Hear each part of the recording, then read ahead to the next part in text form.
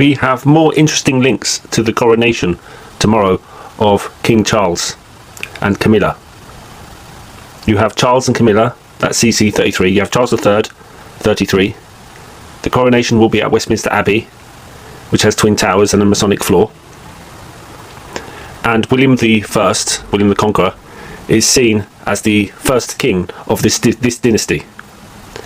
And we have William, the son of Charles, who was born from Diana, and Diana may have been a virgin, and Diana is named after the moon goddess, and she gave birth to William at the summer solstice when the sun is most high. So Diana may have been artificially inseminated.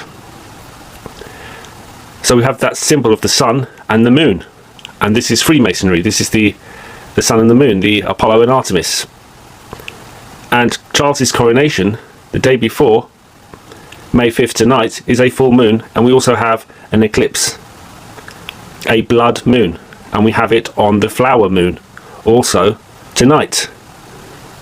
And so you can see that this again shows the links between the monarchy and astrology and astronomy and the occult. This is an occult date picked for this coronation. You can see that by the full moon and the eclipse and the blood moon.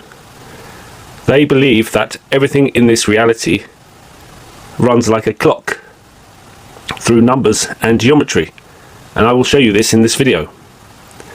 So we have May 5th, and we have the day before the coronation, and we also have an eclipse, 5/5. Now tomorrow, when the coronation happens on May the 6th, it is actually the birthday of the goddess Artemis, who is the moon goddess, Diana in Roman mythology, and who is also connected with Isis. And when Diana died, and Isis was a virgin goddess, and when Diana died, there was an Isis memorial in a pyramid next to the Egyptian stairway in Harrods. This was pointed out by Rick Clay. Rick Clay pointed out that William was the Masonic messianic figure, is Prince Charles with his association with the World Economic Forum 666, the Antichrist. We have his coronation on the moon. We had William's birth on the sun when it was at most high, the twin columns of Freemasonry. The monarchy of England is a Freemasonic construct which goes back to Solomon. This is what they tell us. We have Westminster Abbey, and what we find is that the king is coronated on a Cosmati floor, which predicts the end of the world. The floor is a mosaic filled with geometric shapes and a cube, and that's the centre is the world. For the king who commissioned it, and for his people, this was the X marks the spot. Here, this circle, the centre of the pavement, marks the absolute ceremonial and sacred epicentre of the nation. First, a little history. Westminster Abbey was the crowning glory of the reign of King Henry III, who wanted to create a party pavement, draws the eye down, and it gives you another image, a complementary image of the wonderful logic of God's creation. And that's really the meaning that's embedded in all these beautiful patterns and circles. The pavement's design is an elaborate tapestry of curving patterned bands connecting squares and circles, simple shapes, but in medieval philosophy packed with metaphor and meaning. The square represents the material world, its four sides reflecting the four elements of air, water, fire and earth. The circle, there are 29 of these roundels, each filled with a different geometric design, is the purest of shapes, a symbol of the infinite, of the divine. At the very centre of the pavement, the cosmic symbolism of the square, the circle and the cross, emblem of crucifixion. A meditation on the meaning of the universe, how it came from eternity and will return to eternity. So we have that geometrical understanding of the universe, of the spirit, of material matter, and this is alchemy.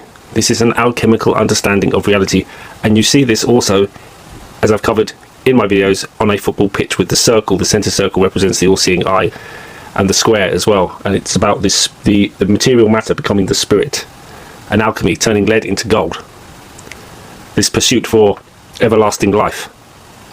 Now the first king of England of the modern lineage was William I, William the Conqueror, and he was a Norman. They came from northern France, and his actual origins are Viking, and they worship Odin, who is a one-eyed god. And so we have this continuation of the one-eyed god from ancient Egypt, and the monarchy says it is related to King Solomon and King David, the Temple of Solomon, Freemasonry, Westminster Abbey, the Twin Towers, the sun and the moon, the Cosmati floor, which predicts the end of the world, which is about geometry, alchemy, the divine and the material. And so the first king, William the Conqueror, was of Viking Norman ancestry, and they worshipped Odin, the one-eyed god. And we have numerous symbols, such as the Secret Service, which has a pyramid with an all-seeing eye. The same god. Same connections to ancient Egypt. And it's interesting that you have Halley's Comet in 1066. You also have the arrow that goes in the eye of Harold, and it goes into one eye, so he's one-eyed. And then William the Conqueror becomes king of this lineage, which then rules the world. So we have, I think, very interesting links to this coronation of Prince Charles, and this coronation is connected with the moon. The moon and William. In William you have the sun and the moon. Apollo and Artemis. Thank you.